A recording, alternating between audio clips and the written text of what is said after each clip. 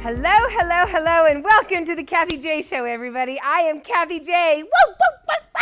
Shout out to everybody who's checked out my website, kathyjshow.com. It makes me really happy. I'm so happy.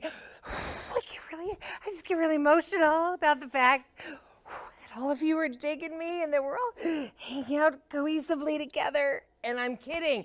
And seen. Here's the thing, everybody. Yes, thank you. Okay, I could have done that better. You want me to go again? It means a lot.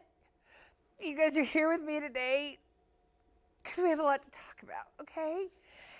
I still didn't do it right. Okay, just one more applause for me. Come on, anybody? All right. I was trying. Here's the thing, though. We're speaking about emotions, everybody. It's the topic of today's show. That's why I'm trying to be emotional, because women, we are stereotyped. She's so emotional. The minute we want to do, say something that's confident, we're emotional. If we want to, complain, then we're nagging, but it's emotional. Emotions are always going on with women. We're shown like that in movies. We're shown like that in commercials. We're shown like that on television. And you know what? From birth almost, it's the way we're raised. Women are taught to communicate. What you got to say, girl? Use your words. What do you need to communicate? Women are always the ones talking in your family, right? But men, from the moment you're raised, you got to be the stoic, strong man. Now, here's the thing. I can get very emotional. I'm a Cancer. Cancers are very emotional signs in the zodiac. Moody as well, but we don't have to go into that. But you know what? I've been called out on this show because I get emotional. Because some people apparently can't handle seeing a woman cry on TV even when they're happy tears. And you know who you are, Larry Ulibarri. But men, on the other hand, society teaches them, don't show any kind of emotion, okay? You got to be tough. You got to be strong. Men are told you got to bottle up any kind of feelings that would make you appear weak. But stop and think about it for a minute. How many times have you seen your brother, your dad, your uncle? How many times have you seen them cry in your lifetime? So I started to think back, and I've only seen my dad cry twice, literally. Once was when our dog Brutus passed away, the little puppy I've shown you before hanging out in my Barbie car. Once was when Brutus passed away, and I remember he got up and started walking towards a tree. He had his head down, and I started following him. And my mom was like, you got to let your dad go. Let him go. And my dad went over and stood under a tree and cried. And then my mom told me, give him space, and that's what I was taught. You let men have space when they need to have tears come out of their eyes. And the second time I saw my dad cry was, of course, when his mother, my grandmother, passed away, and that's about it. Because my dad was tough. My dad wore cowboy boots, my dad drove fast cars, my dad drank beer, and my dad told me if you ever get in a fight, you better win. My dad was tough. And thanks, Dad, appreciate that. But it doesn't have to be this way, fellas. Talking about or even showing how you're feeling, it's not a sign of weakness. It's actually a sign of strength. It takes a big person to be vulnerable. Just ask my guest today. Ray lost his brother, his sister, and his best friend growing up to suicide. He and his beautiful wife, Ginger, also know 13 additional people that have died by suicide in the last 6 years. Whew, that's a lot. That's heavy, right? So a lot of emotion coming out with that. So here's what I want you to do, everybody. Grab that box of tissues and man up so you can show your emotions, because we will be right back. Kathy J. Oakwood Homes is an official partner of the Kathy J Show. Oakwood Homes, building happiness.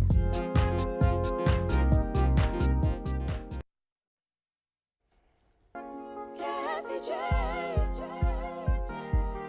Welcome back to the Kathy J Show. So today we're talking about the stigma attached to men showing their emotions. My guest today has lived a life that has experienced a lot of pain, and he's here to share his story. Please welcome Ray and his beautiful wife, Ginger, to the show. Hello. Hey, guys.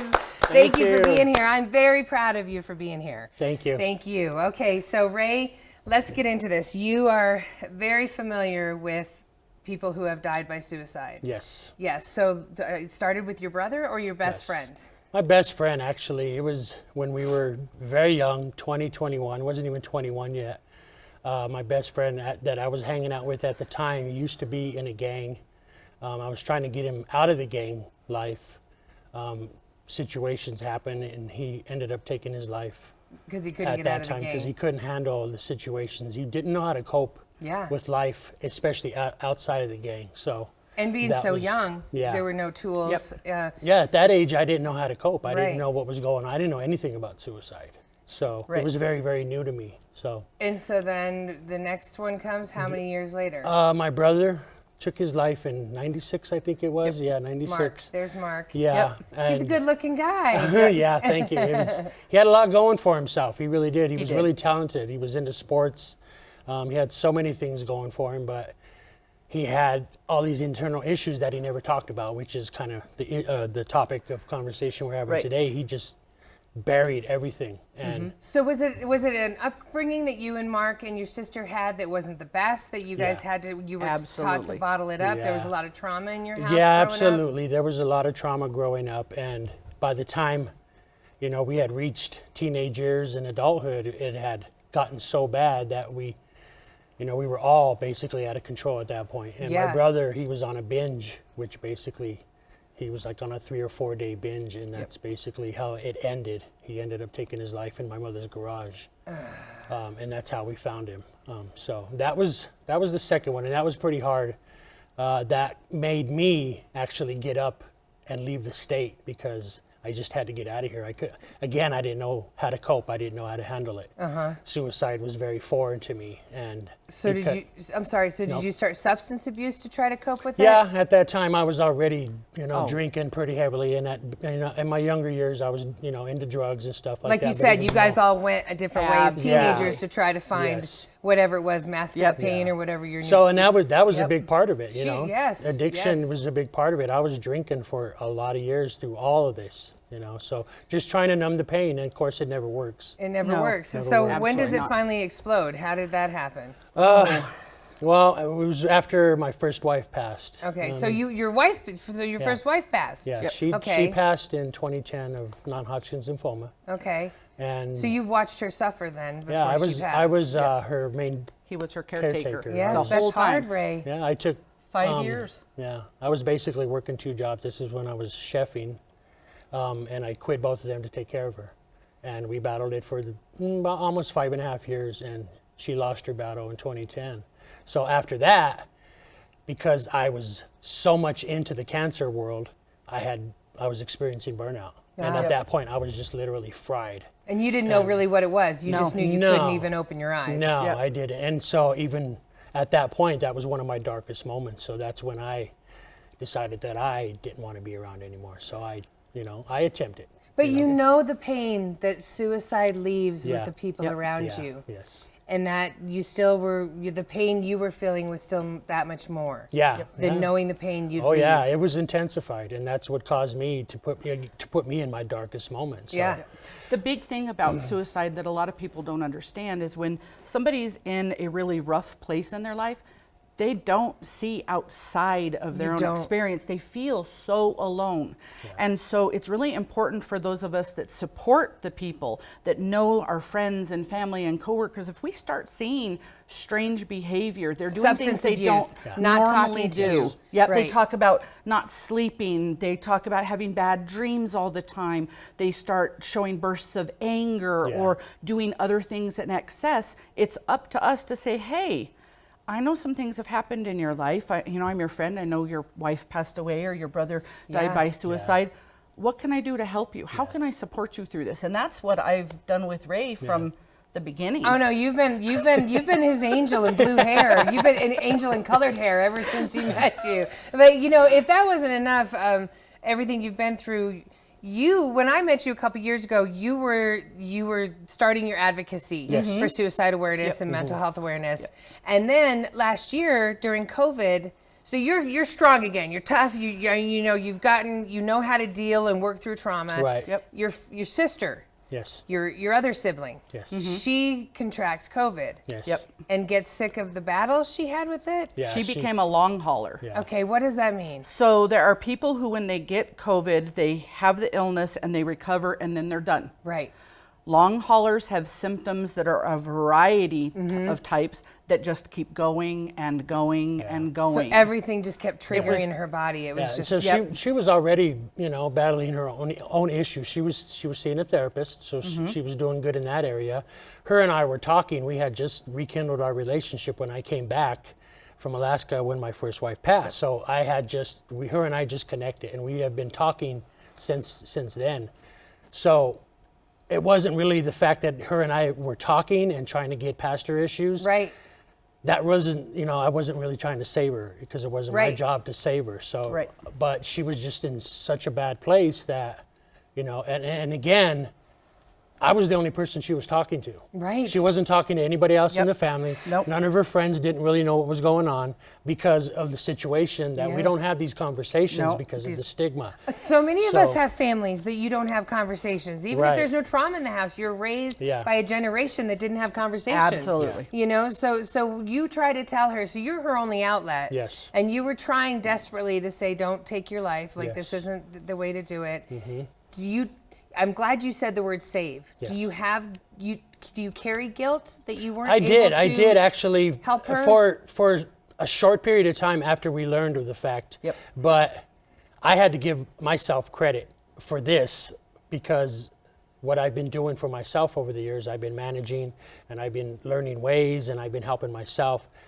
I really, really found that after this happened, I had more strength than I realized. That's what I was- He had Because coping skills. I that he didn't finally have had before. coping skills because I even told her, I said, I think I'm experiencing a little bit of survivor guilt, but it's nothing like what I had when Kim passed. Right. Because I That was had his first extreme survivor guilt when she passed because she was 10 years young, almost 10 years younger than me. And, you know, she gets cancer and Yeah. this stupid cancer takes her away and I'm left here, you Right. know, on this earth. So Yep. I was left with all kinds of guilt and I had to battle that. But that was basically one of the symptoms that I learned of before I went and got diagnosed. So all these symptoms that she was mentioning, I started experiencing. And then do you have experience with suicide as well? How are your coping skills so strong to help him? We'll come back to that. Okay, well, I'll let you it's think a about whole that. other show. Oh, it's a whole other.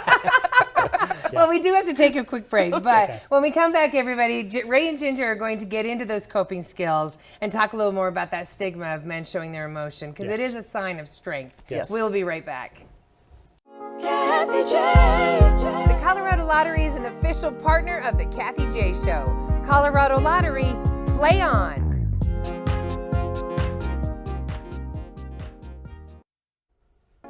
Kathy J. Welcome back to the Kathy J Show. Today we're standing up to the stigma of men not showing their emotions. We have mental health advocates Ray and Ginger here to help us on how to support one another through all of this. Now, Ginger, your story comes with Ray. You're just very an empathetic person, right? And Right. so you saw Ray, he needed a friend. I just saw Ray when he came back. I actually met him at his first wife's memorial service. Okay. No, I was not looking for a husband at that point. Okay. You have to specify because Yeah, that's weird. I know a lot of Weird. people are Yeah, like a lot of for people weddings think and a that. funeral. Yeah, Yeah, it is. No, I was not. I really just saw that all of the guys that he was hanging around with, they wanted to give him shots. They Yes. wanted to give him a beer. They wanted to kind of help him mask the things he was going through. And I could tell just by the look on his face that wasn't what he wanted. needed. Yes. So I would actually intercept shots and then put them on and he knew that I was doing it. He would actually nod and say thank you. You liked that. Yeah. What was your pickup line to her? I lost I my asked, number. I lost my number. Can I have yours? And it I'm totally worked. super short. I was like, oh, how is that going to help? But I'll give it to But you. the raised eyebrow worked. I'm not This is- afraid of cheesy cheese lines. I know you're not. But when you first felt the tears coming, Yes. what did it explode like you would think a man would explode that hadn't been able to show emotion? How was it? Were you? Yeah.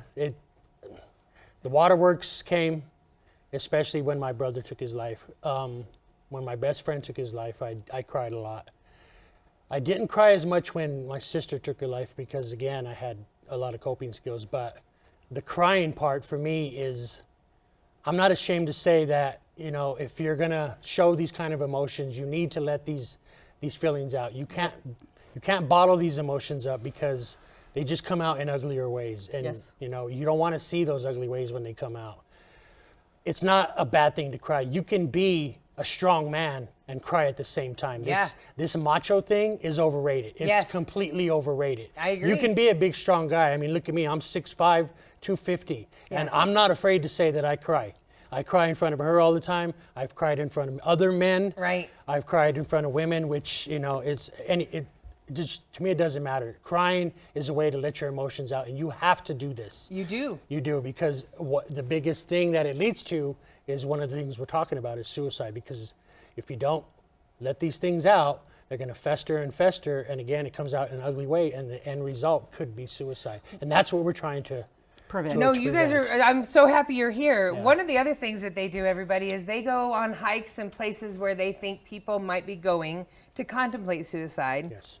Ginger is an artist. She makes these beautiful paintings, and what you do is you leave these paintings in baggies so they're safe from the weather, Yep. with notes in there about suicide prevention. Yes. Yes, it actually says, hello, you have been chosen by the universe today to choose to get this gift.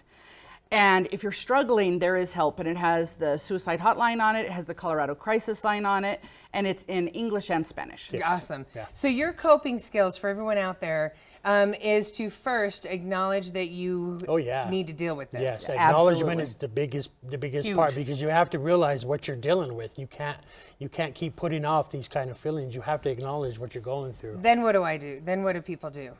Research is probably one of the biggest things. Research these if you're experiencing these kind of symptoms, do some research to find out what you're going through and what you may have. So, and if you lost someone to suicide, Jefferson County has a cool program. Yep. Yes. It's Jefferson County Mental Health, and they have a program called Safe Talk Training. It's a suicide alertness program for everyone. Anyone can go. You can learn how to do it, and it teaches you the things to look for when someone's Yes. talking, because a lot of people think that when someone says, oh, I should just go kill myself, that's actually a cry that they're going to do for suicide. Right. The reality It's of not. it is the people who are truly contemplating suicide never They're say silent, a thing. Yes. right. They say other things. They do other things. They start giving their things Things away. away. They start telling people goodbye. Yeah. Their behavior changes. They start to isolate. It's very different. And if we don't know what those behaviors are, we can't help people. Yeah. You're right. And if you lost someone to suicide, they also have a program that helps people. They give a book away. Yep. Yeah, you Yes. can actually Hold that up really contact fast. the Mental Health Center of Colorado, and if you recently lost somebody, you can get this book for free. They'll send you a little packet. It's a little care package. They'll give you the book and some information on some other coping skills, which is just great information. Again, they give it to you for free. Yep. Yeah, And no, this is really that's valuable amazing. information that It you absolutely can have. is. So. Yes, it is, absolutely. One more thing for the people that are here left, I don't want to say left behind, but the people that were left that Yeah. feel that pain of someone that they couldn't help. Right. Do you have last words that maybe lift them up right now? I would just say be good to yourself. The best thing you can do is be good to yourself, because these things are Because if you're hard. absorbed in the Yeah. fact that you missed it or that you weren't there, then now your whole life can be ruined, Yes, right? yes, yeah. Absolutely. I think the most important thing to remember is that it's not your fault. There are so many unanswered questions left when somebody takes their life. Yes. And we start to build these stories in our heads that aren't true. Yeah. And we have to really pay attention to that, Yes. to be kind to ourselves, to recognize that we couldn't save them. It wasn't our job to save them. And then to learn and teach ourselves so that maybe we can help the next person not get that far. Yes, right. Like you were so more prepared for your sister. Yes. Yes, And very. so you were more prepared when she passed. Yeah. Yep. Again, Yeah. like I said, I couldn't save her, but I was helping her. You and, did, You know, along the way, and I did my part. And again, after she had passed, I was good with it after that. But you know, All right, again, all right. As all good right. as you can be. Yeah, as Thank good you. as you I can know, be, I yeah. know. Yes, as good as you can be. Yeah. All right. Well, you can connect everybody with Ray and Ginger on Facebook. Yes. Just search for RJ V Hill and Ginger V Hill. You'll find them on there. For more resources, we also want you to know you can also register for the Safe Talk Suicide Alertness Training that Ginger was talking about. You just have to go to Jefferson Center Mental Health and Substance Use Services, jcmh.org. Yes. Thank you guys. And You're we welcome. will be right back with your Thank final you for- word. Okay, thank we'll you. be right back. Kathy J. Ramos Law is an official partner of the Kathy J Show. He's a medical doctor and a lawyer. Ramos Law, what makes us different makes us better.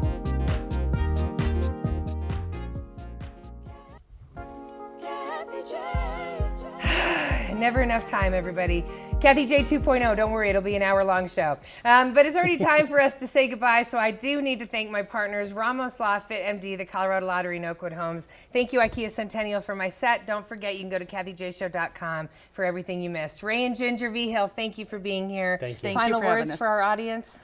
I really want to remind people, women, mothers, daughters, our LGBTQ community, anybody who has a significant other, spouse, family, friend. Support. If you see, support them. It's important. Yes. Ray? Yes. Say goodbye. We don't have time. I just want to tell people thank you for giving me the opportunity. We love and you. Thank I'm, you.